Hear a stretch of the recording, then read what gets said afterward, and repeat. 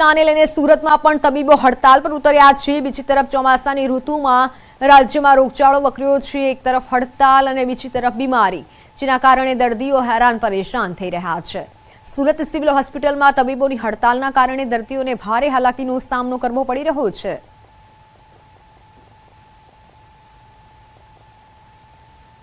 Sir इतना तकलीफ हो रहा है कि आप मानो मैंने तीसरा चक्कर आज है। डॉक्टरों के पास जा रहा हूँ तो कोई सुनने के लिए तैयार नहीं है। हड़ताल के ऊपर लोग उतरे हुए हैं और जो भी जिनका जो भी प्रॉब्लम है, लेकिन आज पब्लिक इतनी परेशान हो रही है, बाहर जाके देखिए।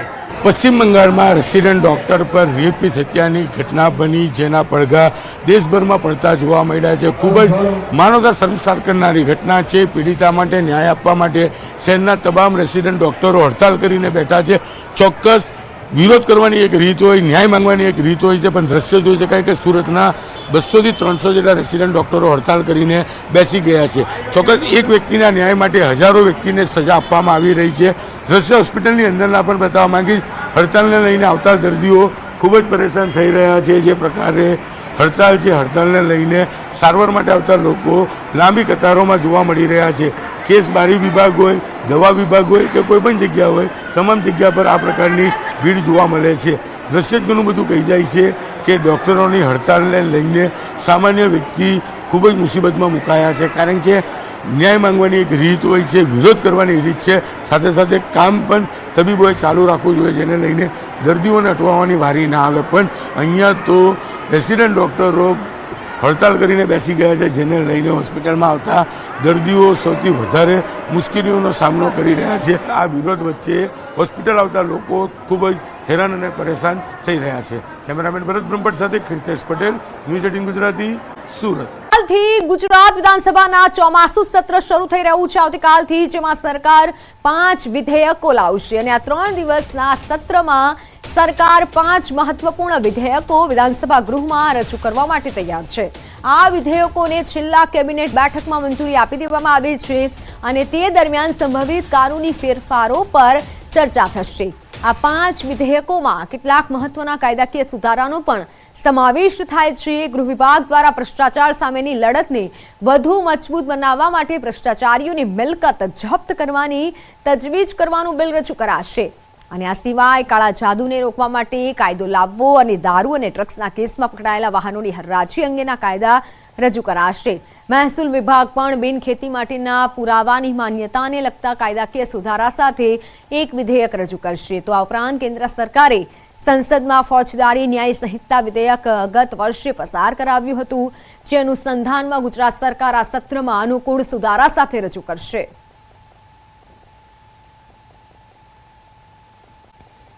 અને ગેસના ભાવોમાં બહુ ફરક નથી।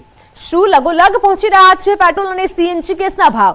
આ સવાલ એટલા માટે થાય છે કે દેશના કેટલાક રાજ્યોમાં સીએનજી અને પેટ્રોલ વચ્ચે લીટરે માત્ર 5 રૂપિયાનો જ તફાવત છે, તો ગુજરાતમાં માત્ર 14 થી 17 રૂપિયા જેટલો તફાવત રહ્યો છે, જેના કારણે નવું સીએનજી વ્હીકલ લેનારા લોકો માટે પણ વિચારતા થયા છે કે કાર કઈ લેવી, પેટ્રોલ વાળી કે પછી ગેસ વાળી। ગુજરાત ગેસની વાત કરીએ તો 4 મહિનામાં સીએનજીના 1 કિલોએ 2.5 રૂપિયા વધી ગયા છે।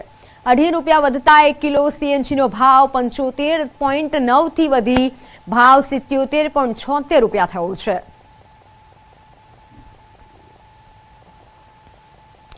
તો લોકો હવે વિચારી રહ્યા છે કે પેટ્રોલ વાળી કે પછી સીએનજી વાળી કાર લેવી। લગોલગ પહોંચ્યા છે પેટ્રોલ અને ગેસના ભાવ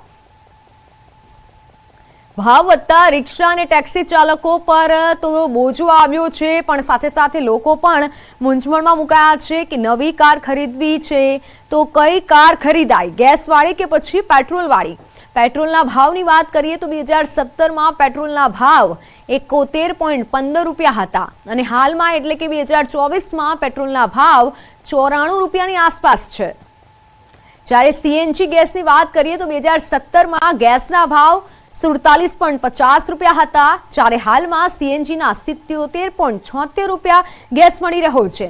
એટલે કે ગુજરાતમાં પેટ્રોલ અને સીએનજી વચ્ચે 14 થી 17 રૂપિયાનો જ ફરક રહ્યો છે।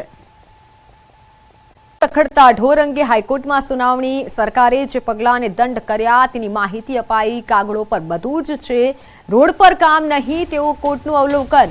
મોટા સાહેબ આવે ત્યારે રસ્તા બંધ થઈ જાય છે। અરજદારે અરજી કરી હતી તો હવે મોટા સાહેબને કોર્ટમાં બોલાવવા પડશે તેવું કોર્ટે સામે અવલોકન દર્શાવ્યું છે. વધુ સુનાવણી બપોરે 2:30 કલાકે હાથ ધરવામાં આવશે. એડવોકેટ જનરલની હાજરી અરજદારે માંગતા વધુ સુનાવણી 2:30 વાગે હાથ ધરાશે. હવે મોટા સાહેબને કોર્ટમાં બોલાવવા પડશે તેવું કોર્ટે જણાવ્યું છે.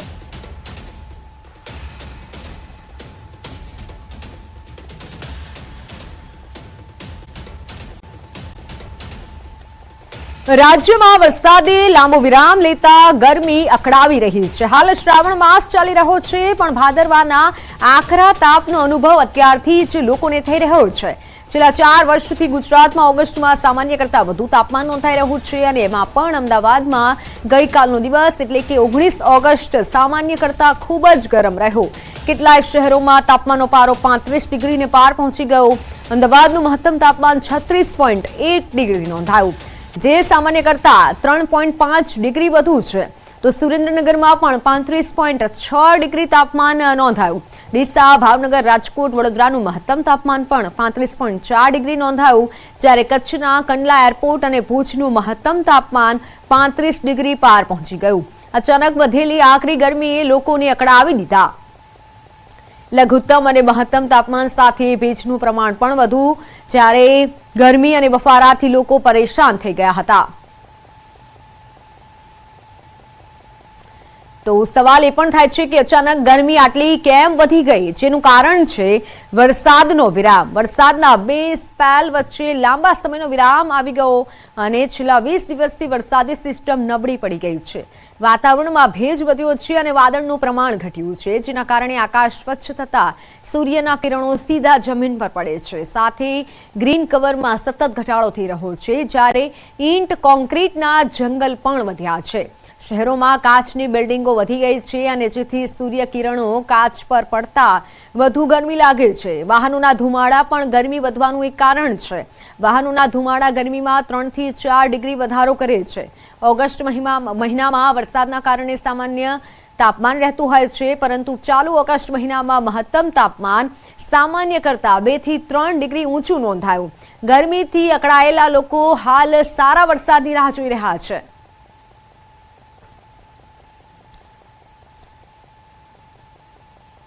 તો હવે મેપના માધ્યમથી સમજીએ કે સામાન્ય કરતાં વધુ તાપમાન ક્યાં નોંધાયું છે. સૌ પ્રથમ વાત કરીએ આપણે અમદાવાદની, કે જ્યાં 27 થી 2 ડિગ્રી અને 36 થી 1 ડિગ્રી તાપમાન નોંધાયું છે. લઘુત્તમ તાપમાન 27 ડિગ્રી નોંધાયું છે. તો બીજી તરફ સુરેન્દ્રનગરની વાત કરીએ, લઘુત્તમ તાપમાન 26.8 ડિગ્રીથી મહત્તમ તાપમાન 35.6 ડિગ્રી નોંધાયું.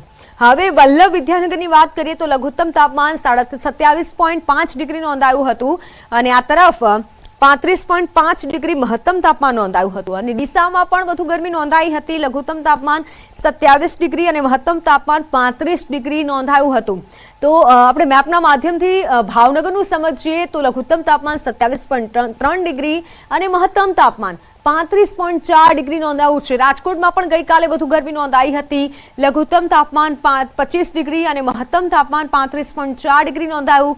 વડોદરામાં 27.2 ડિગ્રીથી 35.4 ડિગ્રી મહત્તમ તાપમાન નોંધાયું છે, જ્યારે ગાંધીનગરમાં પણ ગઈકાલે વધુ ગરમી નોંધાઈ હતી.